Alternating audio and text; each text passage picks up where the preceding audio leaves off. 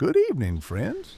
I'm Mr. Narratory, and I'll be your voice tonight as we ease into rest. If these videos help you unwind, take a moment to like and subscribe. It really supports the channel. And I'd love to know, where in the world are you listening from, and what time is it for you right now? Drop it in the comments below. Now, get comfortable. Close your eyes if you'd like, because it's time for tonight's story. This is a true-to-life story of solitude, surveillance, and the feeling of being watched long before you realize you're not alone. I wanted to be alone, not in the sad, self-destructive way. I just needed to reset. I'd burned out in every way you could. Work, family, relationship, social battery, all gone. So I did what everyone threatens to do but never commits to. I unplugged, booked a cabin in the mountains of Montana for a full month. No Wi-Fi, no cell signal, just firewood, a generator, a hand-crank radio, and the kind of silence I could feel in my bones. The place wasn't fancy, but it was real, off-grid, rented through a site that barely had a working payment system. I had to wire cash to the ownersome old guy named Carl, who never answered the phone. The GPS coordinates were sent on a physical map with a note that read, "You'll know it when you smell pine." I found it at dusk, just off a game trail past a dried-up creek. A-frame, single-story, solar panels half covered in moss. It looked abandoned, but wasn't. The key was under a stack of firewood. Inside was everything I needed: a cot, a potbelly stove, a water pump that smelled like iron, and a journal on the table with the words, "Use this if you want. Helps pass time." I laughed, tossed my bag down, slept like a corpse. The first 2 days were perfect. No noise but birds and bugs. I spent most of my time hiking, gathering wood, reading, staring into the trees. At night, I built fires, wrote in the journal a little. I didn't even miss my phone.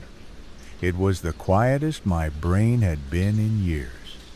Then came the third night. I woke up around 3 a.m.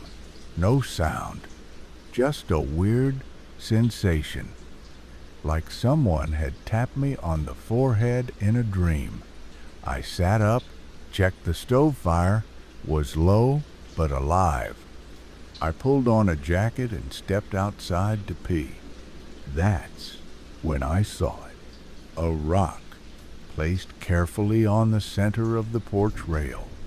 Rounded, smooth, speckled gray. One of the dozen I'd collected earlier that day from the creek to ring the fire pit.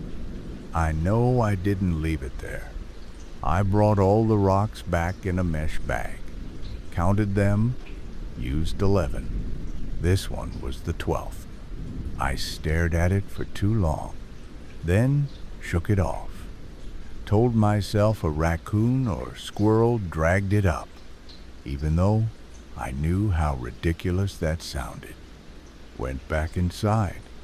Didn't sleep well. The next morning, the rock was gone. So was my fire starter. I kept it in a drawer with a flashlight and emergency whistle. Not locked, but who was gonna steal from me? I searched everywhere, nothing. That night, I used a match to light the stove and went to bed early. At some point, I dreamed I was in the woods, kneeling in wet leaves, while something whispered right behind my ear. You breathed loud. Woke up soaked in sweat. Cabin was freezing. I didn't light the fire.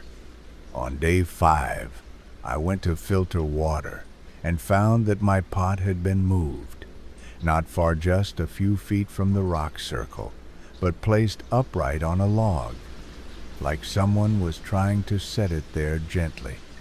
That night, I set up my phone to record a time lapse by the window. When I checked the footage the next morning, the video stopped at 2:43 a.m. Battery still full. File corrupted. On day 6, I found a note behind the mirror in the cabin, handwritten on paper I didn't bring. You sleep too heavy. Folded neatly. No dust on it. Ink still wet enough to smear. I didn't sleep that night. Didn't eat either. I sat on the floor with the axe across my lap, staring at the door, waiting for footsteps that never came. On the 7th day, I left a note of my own. Just one word. Why? I placed it under a rock on the porch. That night, I heard the knock. One knock. Soft. Like a fingernail against wood. I didn't move. Didn't breathe. Just stared at the door. And in the silence that followed, I heard breathing. Close. Too close. Not outside. Not above. Not beneath. It was behind me. I didn't turn around right away. I couldn't. My whole body went cold, like my skin knew something my brain refused to accept. The breathing behind me was faint, steady, almost calm. It sounded closer than possible if no one was in the cabin. My back was against the wall, my eyes locked on the front door. The fire had died. The only light came from the dying embers, barely enough to cast shadows, but there was one. In the far corner of the room, across from the cot, a shadow that hadn't been there before, taller than the table, still, long. I blinked. Gone. The breathing stopped too. I waited. Minutes passed. The quiet got heavier. Eventually, I worked up the nerve to grab the flashlight and sweep the room. Nothing. No footprints, no signs of entry. Just me, the axe, and my shredded nerves. I didn't sleep. Not even after the sun rose. When daylight finally burned through the treetops, I stepped out and circled the cabin. No tracks, no scuff marks, no signs anyone had been there at all. I wanted to believe I imagined it. Sleep deprivation, paranoia, something. But then I saw the note I'd left under the rock. It was still there, still folded, but someone had written on the back. You know why. I packed. I wasn't stupid. I figured, fine, maybe this was just some backwoods freak messing with me. Some recluse who hated outsiders or got off on scaring hikers. But I wasn't sticking around to find out what happened next. I packed everything, grabbed the journal, and hiked back toward the trailhead. An hour in, I realized something was off. I didn't recognize the path. I should have passed a broken fence post and a creek bend by then. But the trail didn't match my notes, and the trees started to look too uniform, repeating almost, like I was walking in a loop I couldn't see. I tried GPS. Dead. Compass, spinning. I turned back. That's when I saw it. My own boot prints, leading straight back toward the cabin. I don't remember getting back inside. It's like I blinked and was sitting on the edge of the cot, unpacking my gear without thinking. Like I'd given up, or like something wanted me to give up. The journal was open to a new page. I didn't write it, but it was my handwriting. It's safer in the walls. I slammed it shut. nailed the windows closed with old rusted nails I found behind the stove. I checked every inch of the place walls, crawl space, attic if you could even call it that. Nothing. But every now and then while I searched, I'd hear soft movement behind the walls, like someone dragging a bag of leaves through a tight space. Then silence, then breathing again. I left the lights on, slept with the axe again. Still didn't sleep. Day 9. There was a carving on the front door. 3 vertical lines, rough, gouged deep. Not knife marks, claw-like. I found a pile of small animal bones under the porch, arranged in a circle. In the trees, I spotted what looked like fabric hanging from a branch. I climbed up to check it out. It was my t-shirt, the one I slept in on my first night. I hadn't seen it in days, but it was tied into a noose hanging over the trail. That night, I heard it again. Movement behind the walls. Crawling, then a soft tap, tap, tap against the back of the mirror. When I shined my flashlight on it, the reflection wasn't right. It showed the room, but not me. It showed someone else standing where I was. Head tilted, mouth open, wearing my clothes. I should have smashed the mirror. I don't know why I didn't. I just stood there, flashlight aimed dead center, watching that thing in my reflection tilt its head further and further until the motion didn't look human anymore. My body wouldn't move. Not frozen, just resisting. Like part of me didn't want to scare it off. Like something deeper needed to know what it would do next. Then it blinked. That's what broke me. I spun and swung the axe. The mirror cracked down the middle. The glass shattered across the cabin floor. There was nothing behind it. No crawl space, no cavity, just insulation and old wood. I slept in the chair that night with my back to the door, axe in one hand, flashlight in the other. The batteries were low. Everything smelled like wet pine and metal. I thought I saw movement behind the firelight at least 4 times. It didn't come closer, just paced, waiting.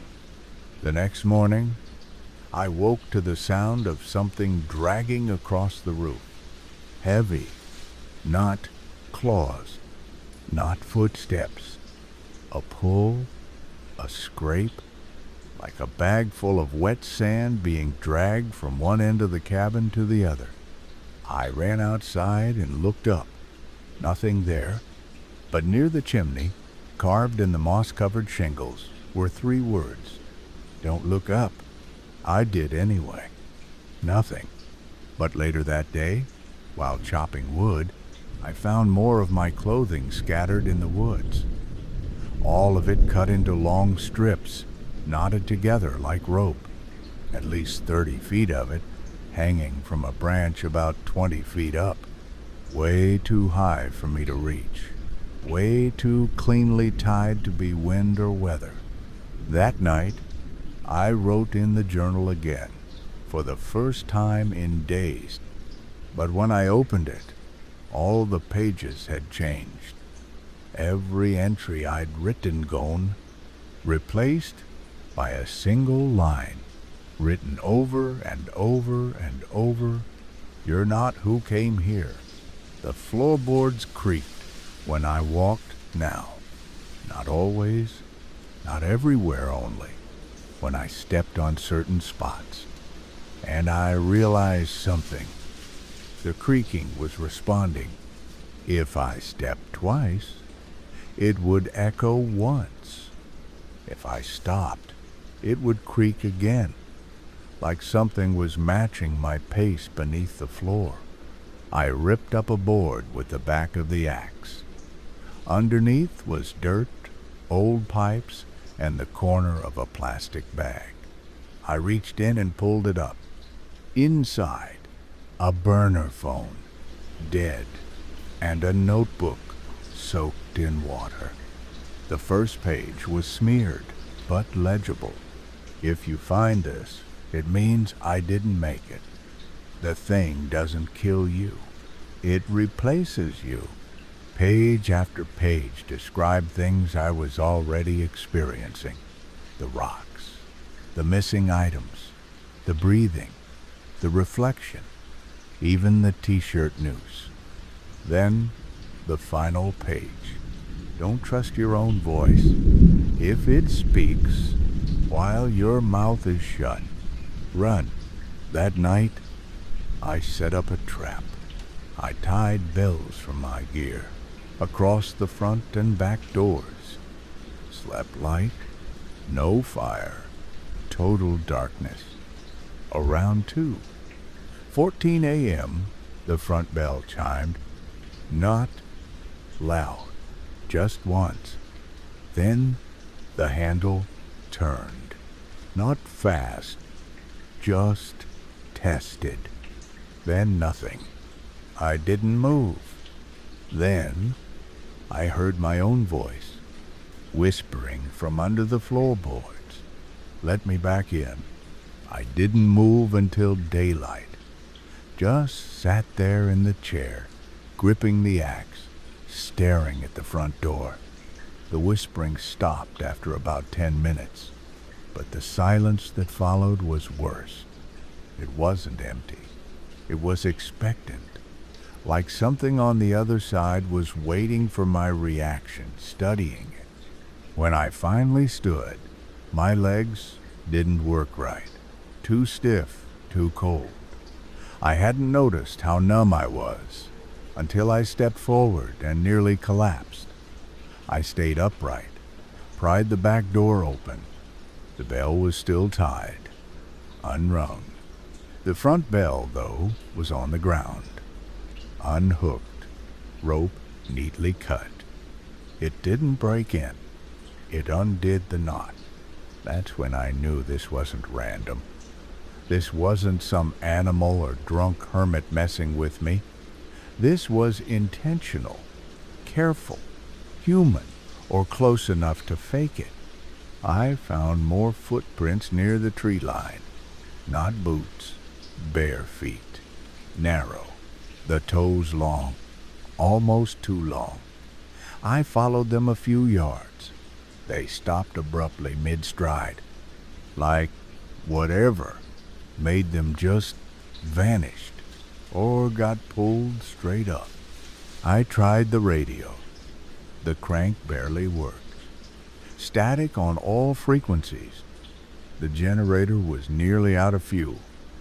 I thought about hiking back down to the main road, but the map I'd marked was missing, gone from my pack. Every note I'd written was in their place. A single page in my handwriting. Stop leaving. That night, I didn't sleep. Not because I didn't want to, but because I couldn't. Every time I closed my eyes, I heard it. My voice, repeating lines from past conversations, old memories, laughing, whistling. Then something new, crying, quiet, muffled, coming from behind the walls. I pressed my ear against the plaster and heard it clearer. It was me, begging, "Please, don't do this. Please, I want to go home. Please." I backed away, grabbed the axe again, and something inside me shifted. Not panic, not fear, anger. Whoever or whatever was doing this wasn't just watching. It was practicing. I set up the camera again, this time buried in the corner between crates facing the cot. When I reviewed the footage the next morning, I nearly threw up. At 2:32 a.m., something crawled out from behind the stove. Not walked, crawled. On all fours. Too fluid. Too quiet. It stood slowly, stretched to its full height. Same build as me. Same posture. Same clothes. It walked to the cot, sat on the edge, and just stared at the camera for 7 full minutes. Then tilted its head and smiled. But not my smile. Wider. Off. Like it had more muscle than bone. Then it mouthed something. I rewound the footage over and over.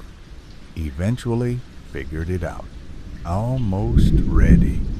I went outside. Needed air. Or maybe I needed to see the sky to feel real again. That's when I saw the second cabin. At least, I thought it was a cabin. Just past the tree line. Same shape.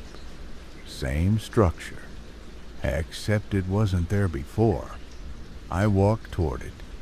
20 steps in. It vanished. Just gone.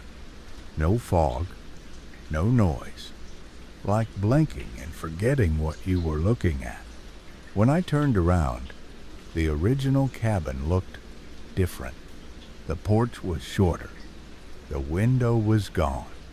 The door had changed color. I ran back, heart hammering. Inside, everything was where I left it, except the journal. New page, new line. Pick which version you want to be. I didn't touch the journal. I stared at it for almost an hour, just sitting in the corner, back to the wall, axe in hand. The line on the page hadn't changed. Pick which version you want to be.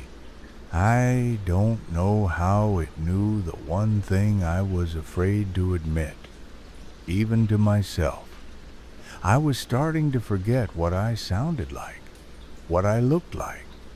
After nearly 2 weeks alone, no mirror, no photos, no voice mimosi was drifting. And the imitation? It was getting sharper. That night, I didn't bother setting the bells. I wanted it to come in. I wanted to see what it would do if I invited it. The fire burned low. I kept all the lights off except for one lantern near the cot. At 3:12 a.m., it stepped into the cabin. Not from the door, not from under the floor, from the wall, like it peeled itself out of the wood. Same height, same clothes, same hands. But the eyes were wrong, too still, too glossy, like they were remembering how to blink. It didn't speak, just walked over and sat where I normally did, picked up the axe, turned it in its hands, then looked at me, tilted its head, and smiled. I've been here longer than you. The voice wasn't exact, close. But like someone doing a good impression with bad lungs. Before you showed up, I had no mouth, no name, no shape. You gave me those. I didn't respond. My throat had gone dry. But I don't want to wear you anymore. I want to be you. You can go. I'll stay. It reached into its coat and pulled out something round, tossed it across the floor. I didn't want to look, but I did. My wallet, driver's license, cards, a photo I didn't remember bringing a Polaroid of me standing on the porch. But the cabin in the background wasn't the one I recognized. Smaller, older, dead vines crawling across the frame. I looked back at the imitation. It was already standing, already moving to the mirror, the cracked one I'd smashed. But now, it was whole again. It raised the axe and placed the blade gently against the glass. Say yes, and I'll take the memory, the name, the pain. You can forget, you can go. I ran, out the door, into the woods. I didn't care where. The trees blurred. The sky pulsed. But the forest didn't fight me this time. It opened, and after what felt like miles, I found it, the second cabin, exactly like mine, but unburnt, untouched. I opened the door. Inside, fresh sheets, unused stove, a map pinned to the wall, no journal, no axe, no trace of me ever being there. I stayed inside all night, heard no sounds, no whispers, no crawling. When I woke, it was day 16. My voice was back, rough, but mine. I checked my gear, still missing my original knife, fire starter, and map. But the Polaroid was in my jacket pocket, and now there were two people in it, both of them me. I stayed in the second cabin for 2 more days. It felt safer at first. No sounds in the walls, no notes, no footprints, just silence, thick and absolute. I boiled water, chopped wood, watched the sun rise and fall like I used to back home. It felt normal, but something was wrong. Subtle at first, too subtle. The food tasted off bland, textureless, like it wasn't meant to be tasted.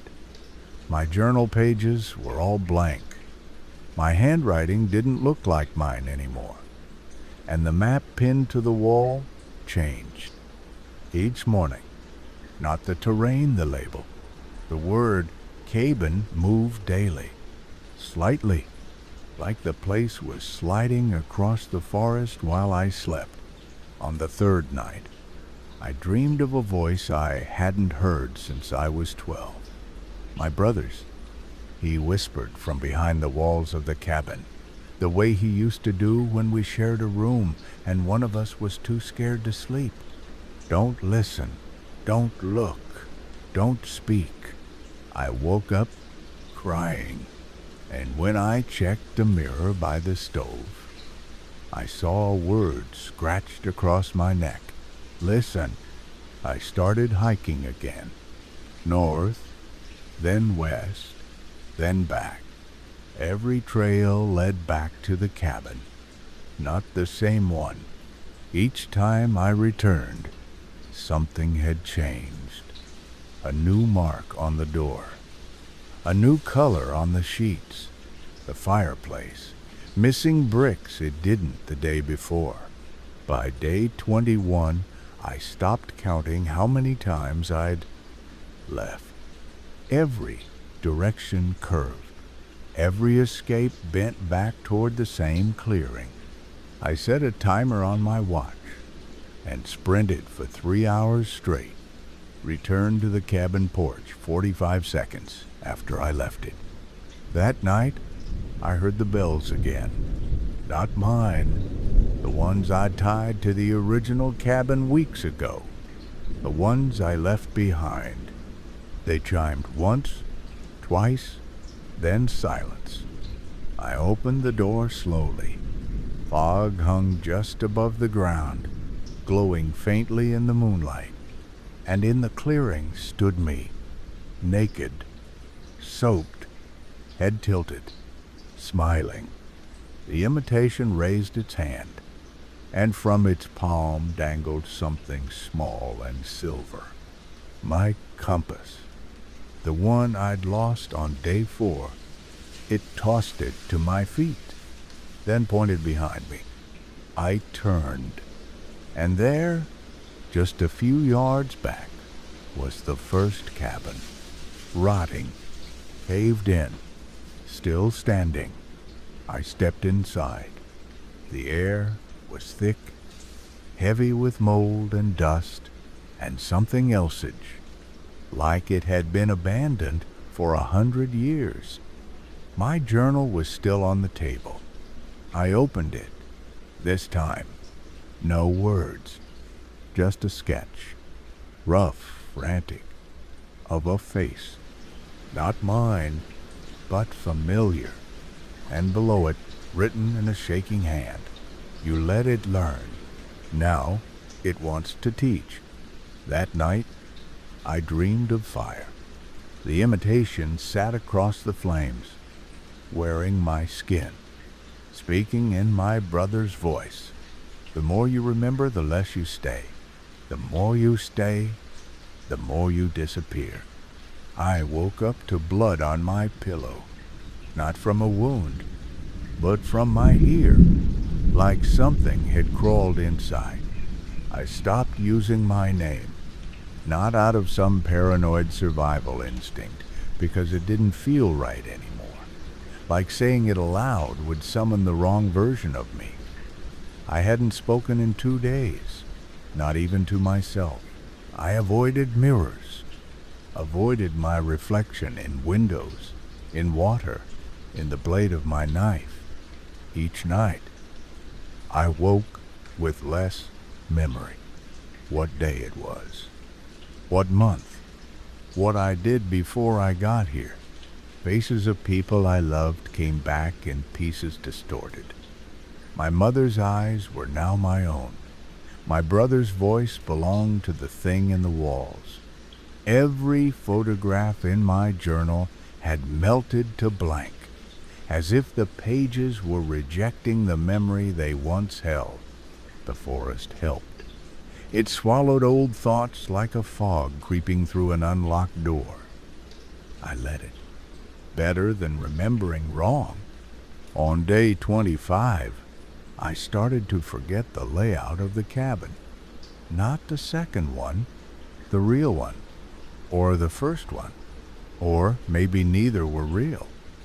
I walked from the kitchen to the cot and hit a wall that hadn't been there before.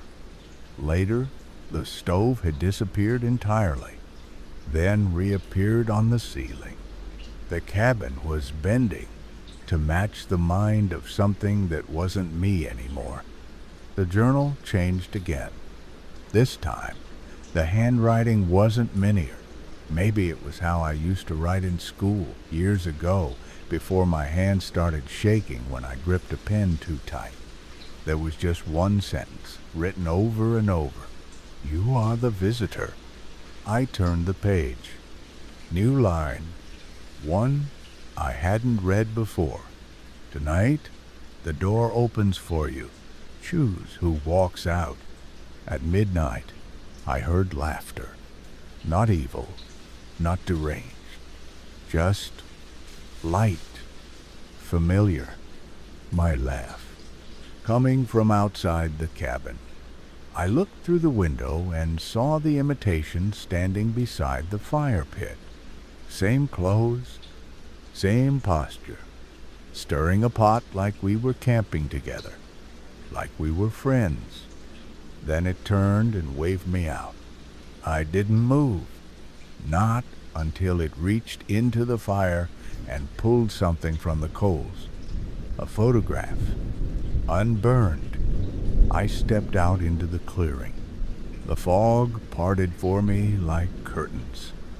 The imitation held out the photo. I took it. It was a picture of me standing in front of a house I didn't recognize, surrounded by people with blurred faces. At the bottom, written in blue ink, "This is the version you forgot." It stepped closer, spoke in my voice. "There are no originals left, only rolls. You get to be the one who leaves, if you want, but you'll need to give me something to stay." I asked what it wanted, but I didn't speak. I just thought it, and it answered, "Your name." The imitation stood by the fire pit again. It always did, ever since the forest stopped pretending I was lost. But this time, it was holding something new, In its left hand, my hat, the one I'd dropped on day one, the brim stained with sweat, torn at the back where a branch had caught it. It shouldn't still exist. I'd burned it the night I realized I was being watched. I remembered the smell. Now here it was, like nothing ever left, like I'd never left. It tossed the hat at my feet. No expression, no voice, and then it spoke not in my voice, but something beneath it, a rasp, a second layer, like two versions of me fighting for control over a single throat. It's time. You've seen enough. Give it to me. I didn't need to ask what. My name, not the one I said at work, not the one printed on my ID. The real one, the internal name, the voice I used when I talked to myself as a kid, the one I hadn't spoken aloud in over a week, the one I couldn't even fully remember anymore, but I could feel it, still curled deep behind my teeth, still mine, still resisting. I stepped toward the fire and dropped the hat in. The imitation didn't flinch, just tilted its head again. If I stay, you go. If you stay, I rot. One of us walks. One of us stays here forever. It reached into the fire and pulled something out. A length of glass, sharpened into a blade. No handle, no protection, just jagged heat, glowing at the edge. It held it out. Write it. On yourself. That's the only way the forest accepts the version that leaves. I took it. It pulsed like it was alive in my grip. My arm shook. The inside of my left forearm was pale, empty, clean, a blank line, waiting. I pressed the edge down and carved. The first letter burned like lightning. My hand twitched. The second shook so bad, I nearly dropped the blade. By the third, I started to forget what I was spelling. Not just the shape, the meaning. By the fourth, I had to say it in my head to remember how it sounded. By the fifth, my body stopped shaking. My hand kept moving on its own. And by the time I carved the last line, the blade dissolved into ash in my palm. The imitation stepped back, smiling. I fell to my knees, clutching my arm, bleeding into the dirt. The blood wasn't red anymore. It was gray, not thick, not warm. It smelled like burnt pine needles and rusted steel. The imitation whispered one last thing before disappearing into the woods. You're almost ready to remember what you forgot. I woke up the next morning in a different cabin. Same dimensions, same stove. But the wood grain was reversed. The door faced north instead of east. The cot had no sheets, and the mirror had no reflection. Only a sentence scratched into the center. Next, the forest remembers you. I didn't sleep. I didn't move. The carved name on my arm still pulsed, not like a heartbeat, like something breathing through me. The mirror didn't reflect anything. Not the cot, not the walls, not me. Just the sentence scratched into the glass. Next, the forest remembers you. That wasn't a threat. It was a summons. When I stepped outside, the woods were wrong. The trees didn't sway. The birds didn't sing. There was no breeze, no sun, no sky, just an endless canopy of black pine stretching in every direction. The ground was soft, Spongy, not moss, not dirt. It felt like old skin. The path appeared on its own, a narrow trail I didn't recognize, running behind the second cabin into a fog I hadn't seen before. Every instinct in me screamed to turn around, but I followed it because something deep inside me already knew where it went. The trail didn't take me anywhere new. It took me back to a clearing, same size, same rocks, same ring of trees, but no cabin, just a shape burned into the dirt where the foundation had once been. Black, ashy, a perfect outline of the building. Inside the outline, scattered across the ground, were fragments.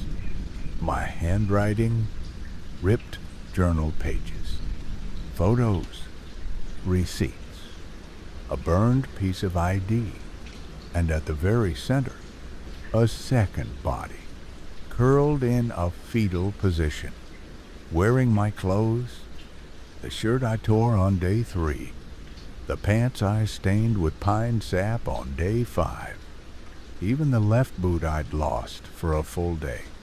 I stepped closer.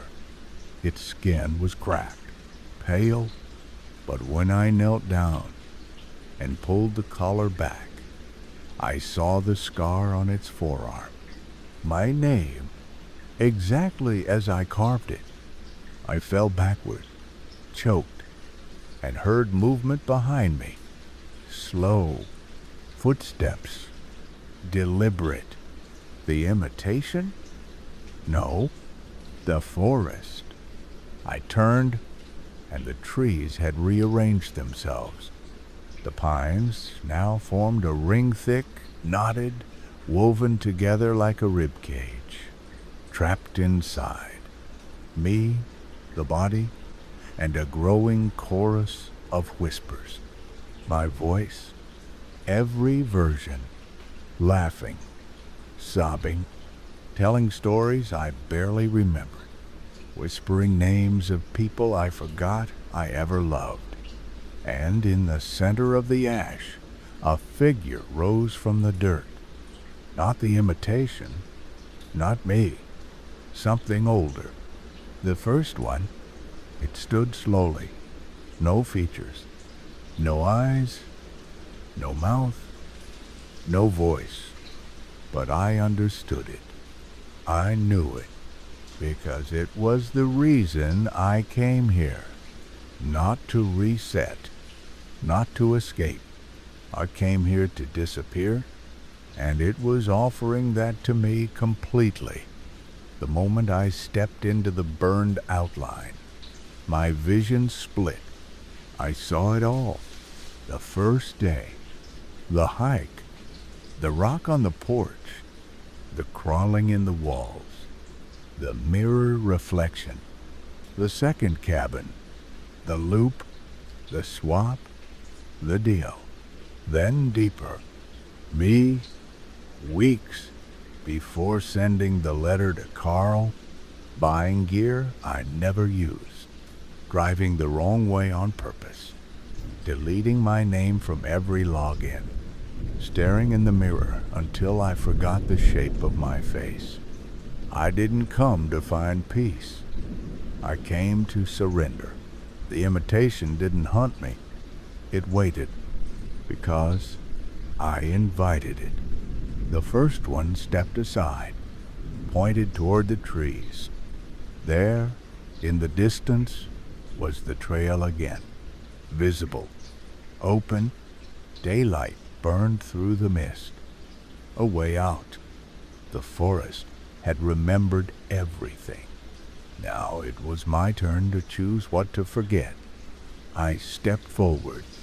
The burned version of me on the ground twitched once, then dissolved into ash. The whispers stopped. The trees fell silent, and the forest waited.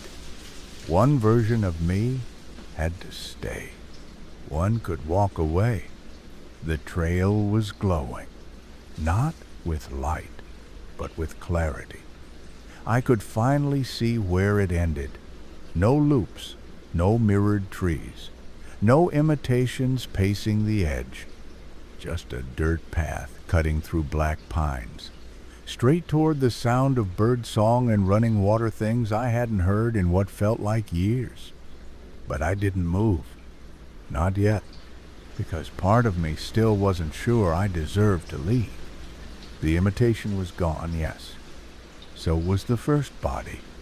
But I could feel something inside the forest, watching, not hunting, not chasing, just waiting. It wasn't a predator.